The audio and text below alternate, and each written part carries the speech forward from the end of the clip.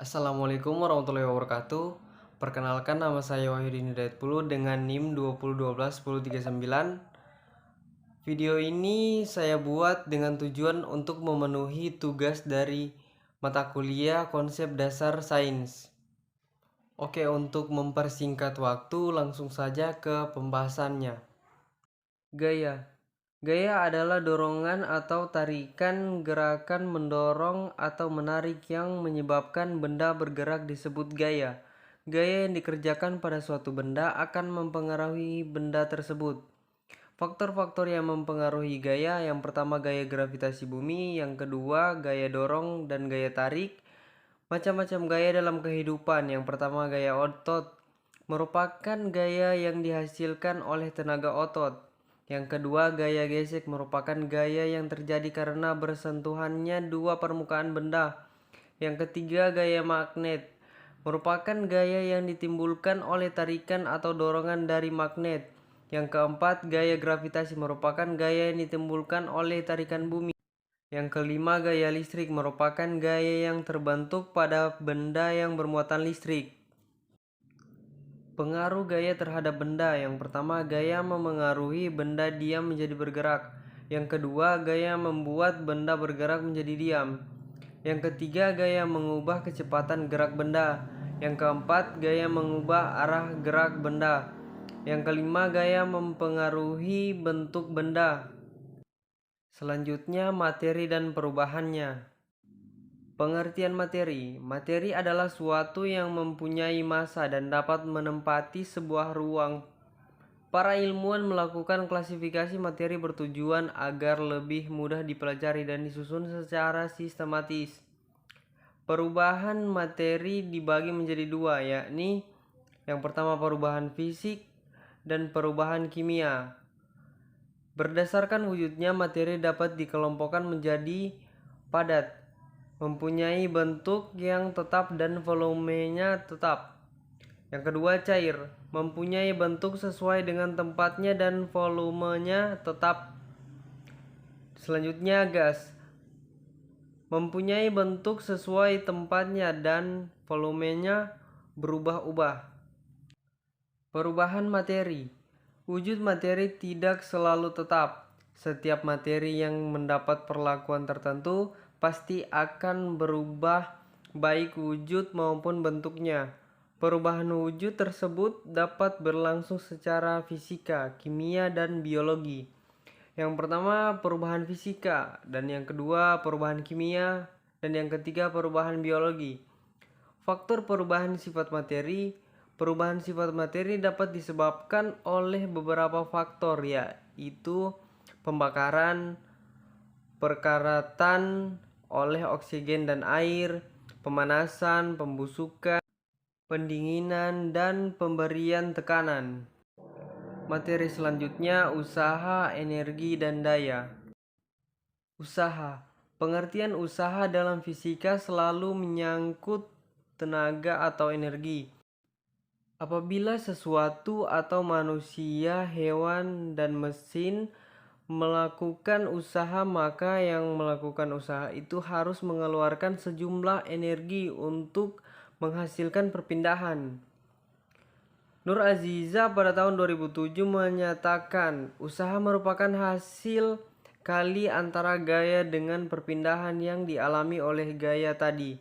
Jadi, jika suatu benda diberi gaya namun berada tidak mengalami perpindahan, maka dikatakan usaha pada benda tersebut nol. Rumus usaha. Rumus usaha W sama dengan F kali S, dengan W sama dengan usaha, F sama dengan gaya, dan S sama dengan perpindahan benda. Energi. Energi adalah kemampuan untuk melakukan usaha atau kerja. Sebuah benda dapat dikatakan mempunyai energi bila benda itu menghasilkan gaya yang dapat melakukan usaha. Dalam kegiatan sehari-hari, kita sering mendengar istilah energi atau tenaga yang merupakan suatu besaran turunan yang dimiliki satuan joule. Menurut para ahli sains, energi didefinisikan sebagai kemampuan melakukan usaha. Bentuk-bentuk energi yang pertama energi kinetik, yang kedua energi potensial, yang ketiga energi panas, dan yang keempat energi mekanik. Daya. Daya didefinisikan sebagai usaha yang dilakukan oleh sebuah benda persatuan waktu. Jadi, daya dihitung dengan membagi usaha yang dilakukan terhadap selang waktu lamanya. Melakukan usaha karena usaha merupakan hasil perkalian antara gaya dengan perpindahan. Rumusnya yaitu W sama dengan F kali AX. Materi selanjutnya gelombang dan bunyi. Pengertian gelombang. Gelombang adalah getaran yang merambat. Jadi di setiap titik yang dilalui gelombang getaran dan getaran tersebut berubah, maka tampak sebagai getaran yang merambat. Berhubungan dengan arah getar dan arah rambatnya, gelombang dibagi menjadi dua, yaitu gelombang transversal dan gelombang longitudinal.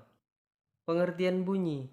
Bunyi atau suara merupakan salah satu fenomena fisika yang selalu kita alami sehari-hari. Contoh bunyi yang sering kita nikmati adalah musik. Musik bisa memberikan inspirasi saat kita sedang belajar, bekerja, dan beraktivitas. Hubungan gelombang bunyi. Gelombang bunyi terdiri dari molekul-molekul udara yang tidak pernah merambat melainkan bergetar maju mundur. Tiap-tiap molekul itu berdesakan di beberapa tempat, sehingga menghasilkan wilayah tekanan tinggi, tapi di tempat lain merenggang sehingga menghasilkan wilayah tekanan rendah. Materi selanjutnya cahaya dan alat optik. Cahaya adalah energi berbentuk gelombang elektromagnetik yang kasat mata dengan panjang gelombang sekitar 380 sampai 750 nm. Pada bidang fisika, cahaya adalah radiasi elektromagnetik, baik dengan panjang gelombang kasat mata maupun yang tidak. Sifat-sifat cahaya: yang pertama, cahaya dapat menembus benda bening. Yang kedua, cahaya merambat lurus. Dan yang ketiga, cahaya dapat dipantulkan. Yang keempat, cahaya dapat dibiaskan. Alat optik ada dua macam, yaitu alat optik alamiah, yaitu mata, dan alat optik buatan, seperti kacamata, kamera, HP, lensa pembesar, mikroskop, teleskop, teropong, periskop, episkop, diaskop, dan sebagainya. Materi selanjutnya listrik dan magnet.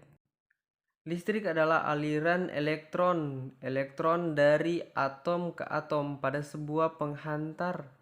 Adanya listrik juga bisa menimbulkan dan menerima radiasi elektromagnetik seperti gelombang radio. Listrik statis adalah listrik yang tidak mengalir dan perpindahan arusnya terbatas. Yang kedua, listrik dinamis. Listrik dinamis adalah listrik yang bisa bergerak. Listrik dinamis terjadi karena ada arus listrik searah dan listrik bolak-balik. Apa itu magnet? Magnet adalah benda yang memiliki kemampuan menarik benda-benda lain di sekitarnya. Pada magnet ada dua kutub yang berlawanan arah, yaitu kutub utara dan kutub selatan. Materi selanjutnya tata surya. Tata surya adalah kumpulan benda-benda langit yang tersusun dan mengorbit pada bintang besar seperti matahari akibat gaya gravitasi bintang tersebut. Benda langit tersebut beragam, akan tetapi beberapa di antaranya adalah planet. Pengertian planet adalah benda astronomi yang mengorbit bintang atau sisa bintang yang cukup besar untuk mempunyai gravitasi sendiri, tidak terlalu besar untuk menciptakan termonuklir, dan membersihkan daerah orbitnya yang penuh dengan planetesimal. Ada 8 benda langit yang berada di tata surya, yaitu yang pertama matahari, yang kedua planet, yang ketiga komet, yang keempat asteroid, yang kelima meteoroid, yang keenam bintang, yang ketujuh bulan, dan yang kedelapan meteor. Materi selanjutnya, keanekaragaman makhluk hidup. Makhluk hidup adalah suatu organisme yang dapat mempertahankan dirinya dari berbagai perubahan lingkungan dan dapat berkembang biak untuk melestarikan jenisnya. Materi selanjutnya, tumbuhan dan proses kehidupannya. Tumbuhan merupakan salah satu makhluk hidup yang terdapat di alam semesta. Selain itu, tumbuhan adalah makhluk hidup yang memiliki daun, batang, dan akar, sehingga mampu menghasilkan makanan sendiri dengan menggunakan klorofil untuk menjalani proses fotosintesis. Faktor yang mempengaruhi fotosintesis. Ada beberapa faktor yang umumnya dapat mempengaruhi proses fotosintesis berlangsung. Di antaranya sebagai berikut. Yang pertama, kadar CO2 di udara. Yang kedua, suhu. Yang ketiga, cahaya. Dan yang keempat, lama penyinaran. Materi selanjutnya, sistem kehidupan manusia. Sistem organ adalah bagian-bagian yang menyusun dan membentuk tubuh manusia sampai bisa berfungsi sempurna. Sistem ini terdiri dari berbagai jenis organ dengan struktur dan fungsi tertentu. Sistem organ memiliki berbagai struktur dan fungsi. Macam-macam sistem kehidupan manusia. Yang pertama, sistem indera. Yang kedua, sistem kardiovaskular. Yang ketiga, sistem pernapasan. Yang keempat, sistem pencernaan. Yang kelima, sistem reproduksi. Yang keenam, sistem urogenital. Sekian pembahasan kita kali ini. Kurang dan lebihnya mohon maaf. Wabillahi taufiq wal hidayah. Wassalamualaikum warahmatullahi wabarakatuh.